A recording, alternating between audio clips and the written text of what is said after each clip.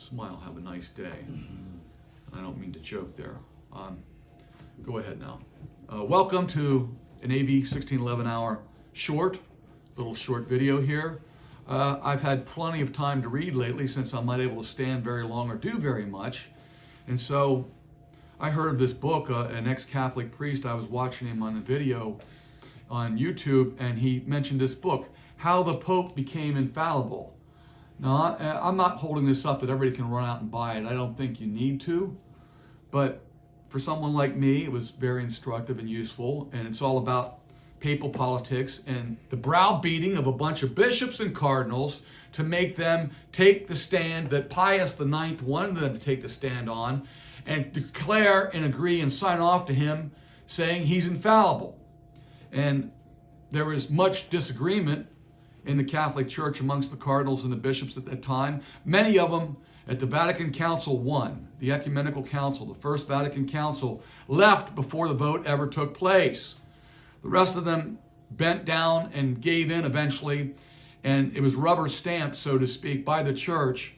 And ones that had fought against it then later on threw in the towel and said they agreed with it, would enforce it. The Pope declared himself to be infallible. Now, this particular Pope, Pius IX, just happened to have epilepsy. Now, I'm not judging any of you out there in video land or here that might have epilepsy. But epilepsy and devil possession have an affinity in history, and to some extent you can see it in the Bible.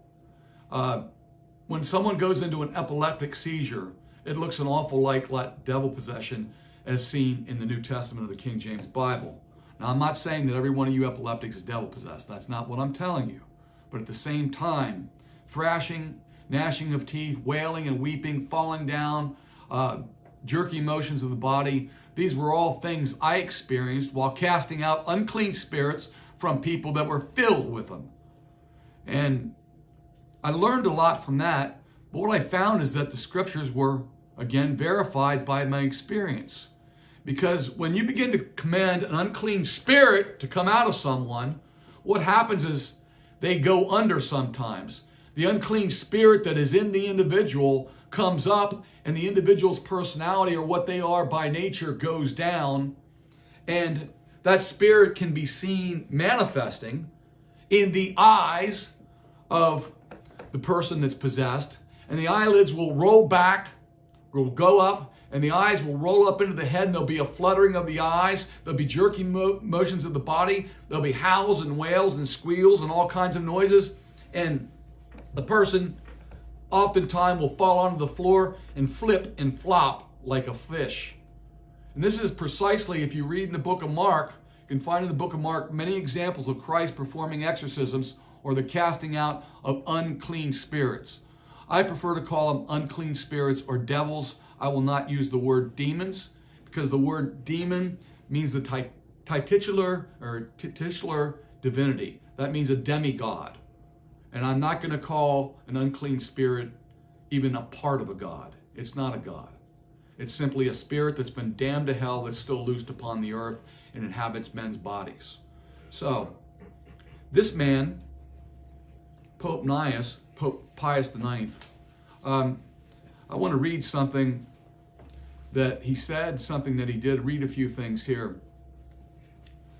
The Ultramontanes speaks of a party in the Catholic Church. That means those that were over the mountain. They were for the authority of the Roman Curia. The Curia was simply the Vatican and the Magisterium, the other cardinals and bishops that helped the Pope run the Vatican and its business. There were people in France and in various countries, Spain, especially Spain, and in France was Gallican. That they were for a French church first, and they held the Pope in low regard, and they resisted a lot of this business to declare the Pope a infallible supreme guide in all matters of faith, practice, and doctrine. And but the Spanish were very much into it, of course. Spain's always been very hardcore Catholic ever since it became Catholic, and has never really swerved from it because it's a superstitious place. And I don't condemn any of you Spaniards that are saved. I thank God that you're saved. But these Ultramontanes practically identified the Pope with Christ. had him assume the place of Christ. Scriptural texts referring to Jesus were applied to the Pope. He was called Redeemer. He hung on the cross as Christ did, and so forth. From there, it was only a short step to raise the Pope, as it were, to the sphere of divinity. St. John Bosco talked about the Pope as God on earth and further asserted, quotes, Jesus has placed the Pope higher than the prophets, than the precursor John the Baptist, than the angels. Jesus has put the Pope on the same level as God, end quote. There you go. 2 Thessalonians chapter 2. He sitteth in the temple of God, showing himself that he is God. Logically enough, Pius IX was also considered to be full of miraculous power. Many people, including the Vicar General of Nimes, Emmanuel de Lauzon, dispatched items from Pius's laundry to heal the sick. That comes from when kerchiefs and handkerchiefs were placed upon the body of Paul and were sent out, and they actually did become efficacious in the healing of the sick. Not the cloths themselves, but the unction that Paul placed on them. People were healed by things that touched his body. So every charismatic and every false prophet and devil does the same things. They sell people little healing handkerchiefs. They sell people bottles of holy water. They sell them anointed crucifixes and crosses and things like that because they believe that they are Christ. So they're doing this stuff. And in the lifetime of Pio Nono, that is Pius IX, he had the reputation of working miracles, often merely by giving his blessing. One of the leading infallibilists, that's those that believed the Pope was infallible, an archbishop named Deschamps of Mechlin, was convinced that the Holy Father's benediction could have the effect of a stroke of providence.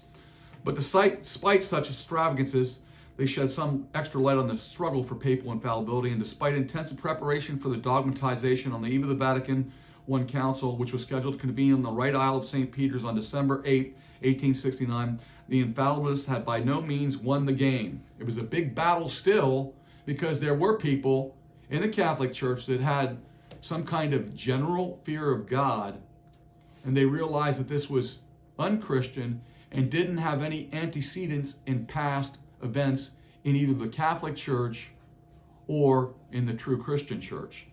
Now,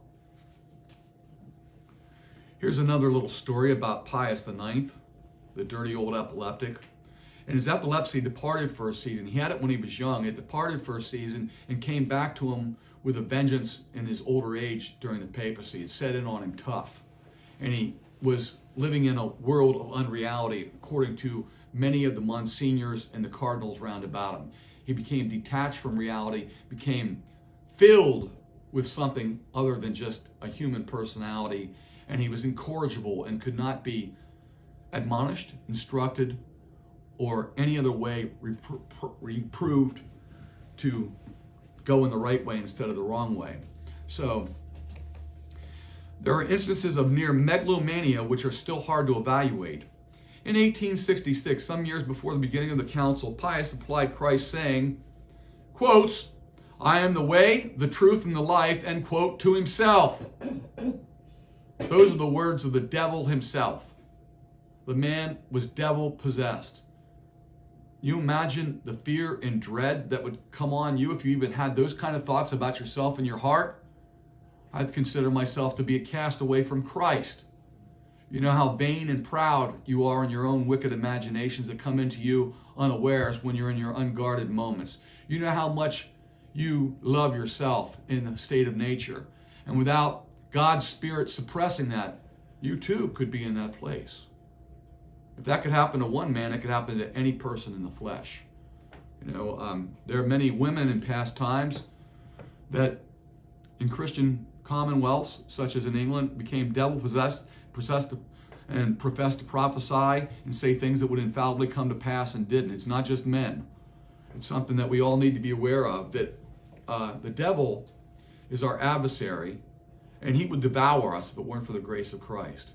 And it's the grace of Christ that gives us the ability to rebuke all these wicked imaginations and every high thing that exalts itself against the knowledge of God, and bring every thought captivity to the obedience of Christ. So he applied that to himself, said he's the way, the truth, and life. On February 8, 1871, Count Harry von Arnim Succo reported to the Imperial Chancellor, President Otto von Bismarck, of Pius' attempt to work a miracle. Quotes, the story is making the rounds that sometime last year, if he was passing by the church of De Monte, the Pope bade a cripple who was lying out front rise up and walk, but the experiment failed, end quote. I mean, this is the papal church. This is that devil Bergoglio who sits upon the papal throne right now. That dirty, lying, sophistical, casuistry-soaked Jesuit who's the son of Lucifer through and through. He's Luciferian. He's a son of the devil, just like every other pope became. And I say became because before they got into office, many popes weren't what they were once they got into office. Things changed. Julius II, before he got into the papal office, was not, I'm trying to find the right words that would not be offensive to the general public to say it in, but when he became pope, he became possessed of unnatural vice. Unnatural vice in the old writers always refers to sodomy and to the abuse of young boys by men. That's what unnatural vice is. And it's still against nature, and it's still a vice or a crime in the sight of God to this very day. In the United States of America, and all the municipal, local, county, state, and federal governments should never, ever permit such behavior to become legal. And if you think there's not a possibility of that, you're crazy. With everything else they've legislated into holiness and morality, and the things they've called safe and normal, don't be surprised. Don't be surprised. The wicked always come not just after the righteous, but after the children of the righteous. They don't just always seek to destroy the righteous people, but those that stand in a good place to become righteous in the next generation. So you better look out. You better not school your children that are going to be born in the pubic schools. And I will say that because that's what they are. You cannot have 4 or 5 or 6-year-old children being taught that crimes that are against nature and against nature's God are healthy and wholesome if they choose to do them. You can't do this. You do this, you're damned, and all those that follow you are damned. And if you do this, you show that you are a devil, and of your father the devil, and the lust of your father ye will do. The devil's people were never content to just sin for themselves. They want to drag others along into their sins. They want to create a fever pitch of sin in any given nation, that the wrath and anger of God is against that nation be destroyed. That's the work of sinners in America right now.